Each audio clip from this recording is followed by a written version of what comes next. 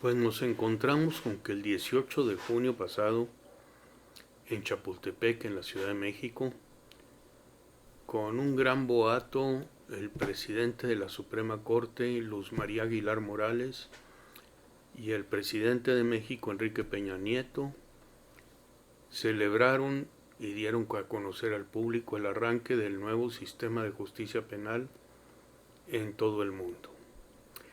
Los especialistas en México sobre este tema no han dejado de hablar sobre él y claman una serie de bondades que van a acabar con los graves daños que causaba el sistema penal anterior. Entre esas bondades, la apertura de los juicios al público, que va a evitar corrupción, las facultades que tienen los jueces para decidir sobre el proceso en libertad de las personas, el principio de presunción de inocencia y más y más y más y más sobre lo que va a pasar en el sistema judicial, las víctimas. Pero todo se refiere a los jueces, pero se olvidan de algo muy primordial. Un sistema de justicia penal es parte de todo el sistema de combate a la criminalidad en un país. Y el crimen se combate básicamente a través de dos elementos: la prevención, que es el evitar que se cometan las conductas criminales, y la reacción, que es el caso que cuando se comete una conducta criminal, el Estado debe actuar para buscar, investigar quién lo hizo, comprobar con las pruebas que se hizo y lograr ante un juez que se establezca la sanción penal respectiva y posteriormente aplicar la sanción. Pues bien, todo sistema de justicia penal, es decir, cuando llega un criminal ante un juez, tiene una base primaria que es la investigación policial.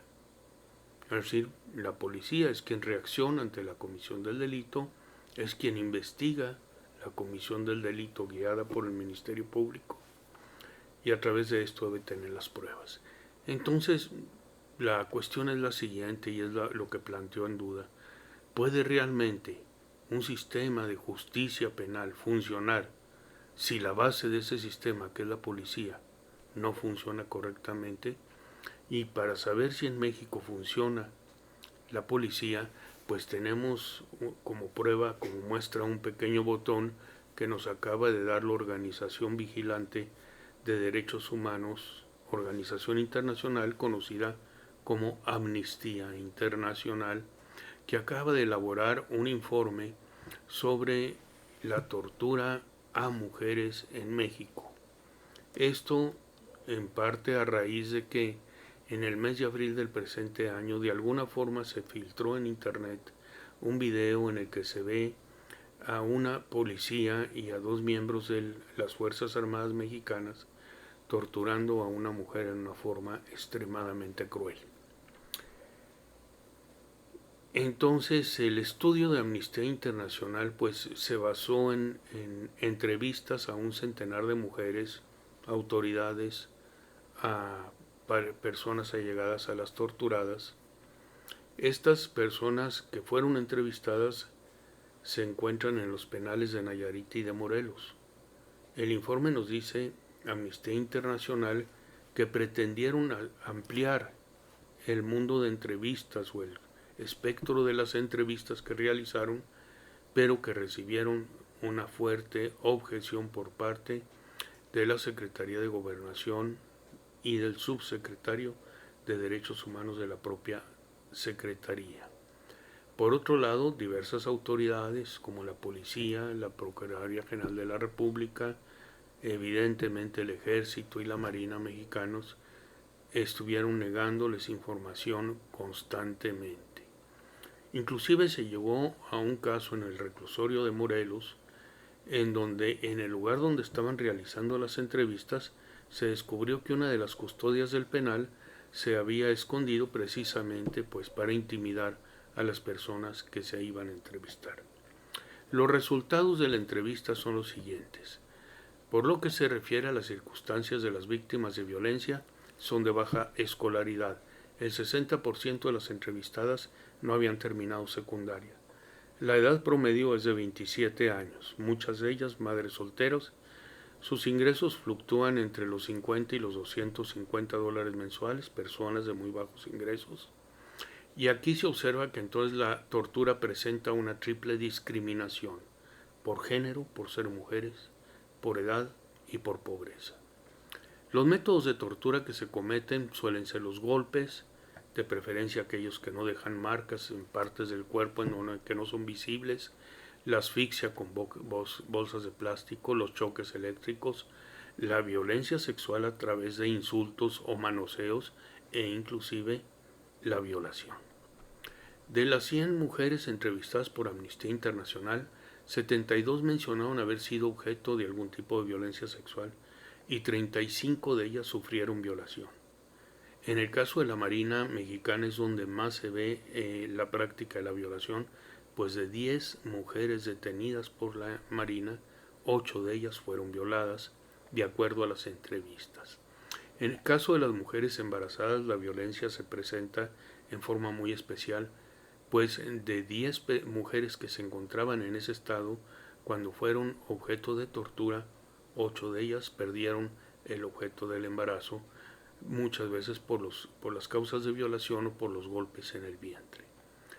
Por lo que se refiere a las trabajadoras sexuales, son especialmente vulnerables porque se encuentran en un contexto cultural que es despreciable, es decir, se desprecia o se considera menos a la trabajadora sexual.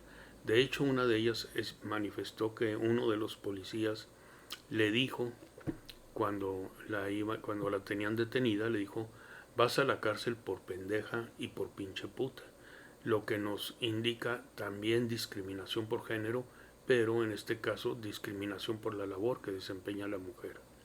Las consecuencias de la tortura no solo se dan en el daño físico, sino que es un daño psicológico muy grave. Muchas de las torturadas informaron que se sentían como muertas al momento de la tortura y que cuando recuerdan los actos de tortura vuelven a tener ese mismo sentimiento.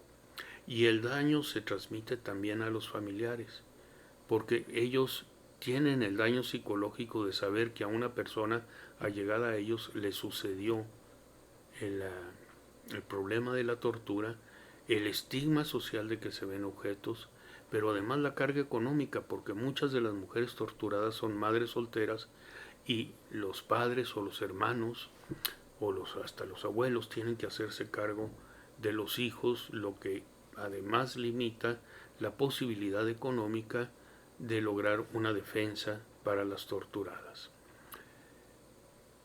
La violencia y la crueldad que se observa en los testimonios de las personas entrevistadas por Amnistía Internacional es tremenda, de veras sobrecoge el corazón leer eso. Y aquí, bueno, surge la pregunta, ¿verdad? ¿Puede realmente un sistema policial que se base en la tortura como el que tenemos en México ser la base para un sistema de justicia penal justo, realmente justo? Yo la verdad es que lo dudo. La actitud de las autoridades sobre el análisis de Amnistía Internacional es desalentador y sobre él platicaré en una próxima aportación. Gracias por su atención.